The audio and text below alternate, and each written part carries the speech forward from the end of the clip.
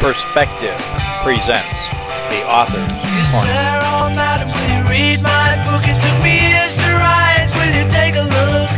It's based on a novel by a man named Lear, and I need a job, so I want to be a paperback writer. Paperback writer.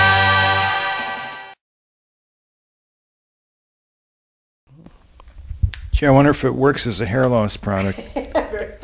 Now, we mentioned that William Horlick was born in England, but the business that he became famous for, of course, was here in Racine. So can you tell us, Margo, how he ended up getting from England to Racine, Wisconsin? It's a long trip. Long trip. Well, as a young man, he had regular visits from an uncle who lived in Racine, actually Mount Pleasant, up at the Rapids. And his uncle came to visit when William Horlick was about probably 19 or 20. And it seems that William was either invited or decided he wanted to come to the United States with his uncle. So he made the journey, and he did work for his uncle at the quarry up at the Rapids for about a year. And during that time, he met and married his second cousin, Arabella, his uncle's, one of his uncle's daughters. And about what year was this? 1869, I believe. Okay. The young William and his bride returned to England. He was a saddle maker by trade, a trade he had learned as an apprentice in London, and also from his father, who was a saddle maker. For some reason, Mr. and Mrs. Horlick, William and Arabella, decided to come back to the United States. And they took up residence in Chicago. It's very unclear, and it's all explained in the book. There are a number of theories of why William and Arabella came back, if James if William persuaded James to come, or if James had asked to come. But whatever the circumstances, all three of them, James, William, and Arabella, ended up in Chicago. And they had a place on LaSalle Street where they were making this formula. They were producing this formula, and they decided that the quarters were too small and that they needed more barley and wheat, and they also needed pure water, and they could find all those ingredients here. So William already owned some land in Mount Pleasant that he had bought previously, and they decided that that's where they would build their first factory. And that was up on Northwestern Avenue, right across from where the larger factory would later be. It was right across the street. The area around Racine, of course, had some of the best barley in the world.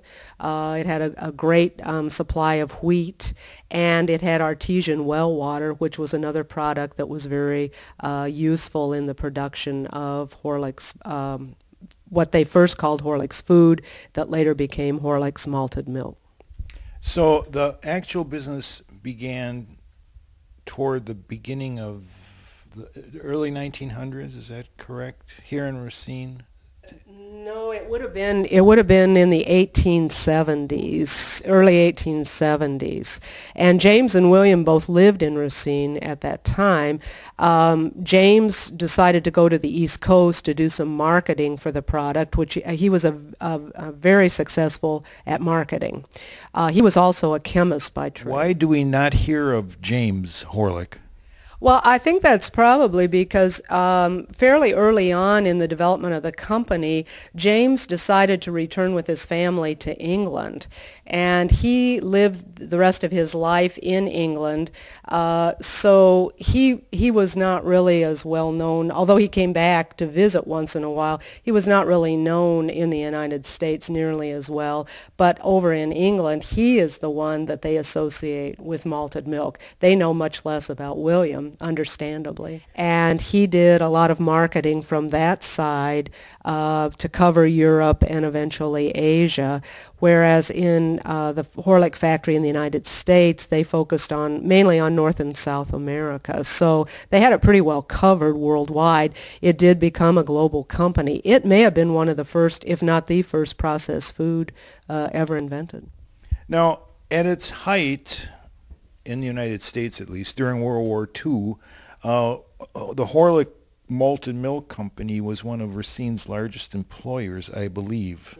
Yes. That was its heyday.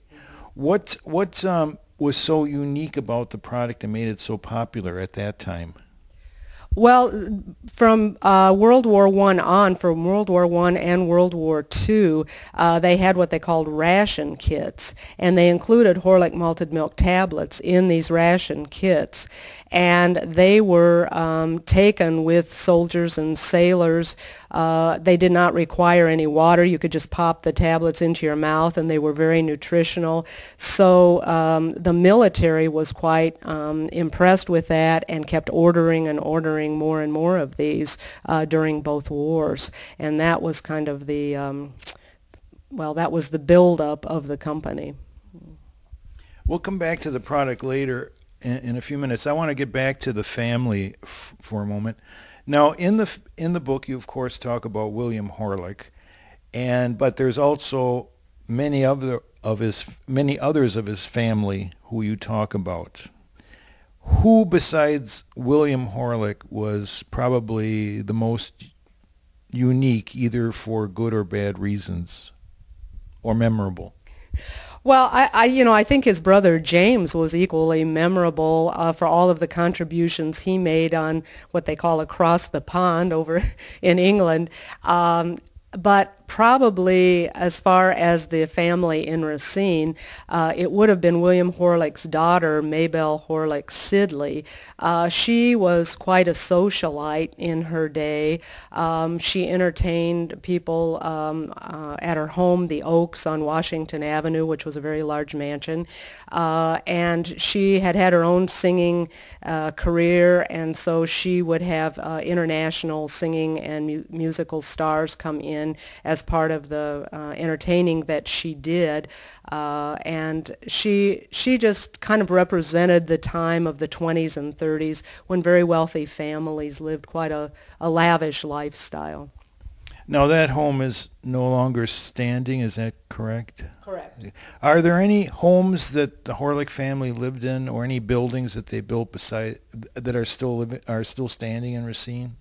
The only one that that immediate family would have lived in was the A.J. Horlick home, and that's on the corner of 10th and Main. It was known as the Christmas House, and I believe they've changed the name fairly recently. A.J. Horlick's wife grew up in a house on College Avenue, which is still standing also.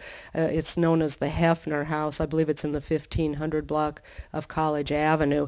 But the William Horlick house, sadly, was torn down, and it was replaced with a filling station, probably in the early 1960s.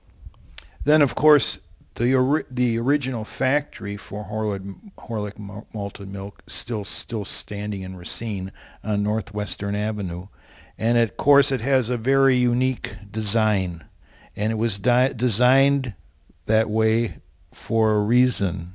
Yes. Yes, the Horlicks harken back to Wales, and they think that probably their family name was Harlick, and they lived in, there is a castle, a Harlick Castle, that still stands in Wales, and the rumor at least was that William Horlick planned the buildings to look like a castle. And he did design, with just a pencil sketch, the first building, what they called Building Number 1. Back writer.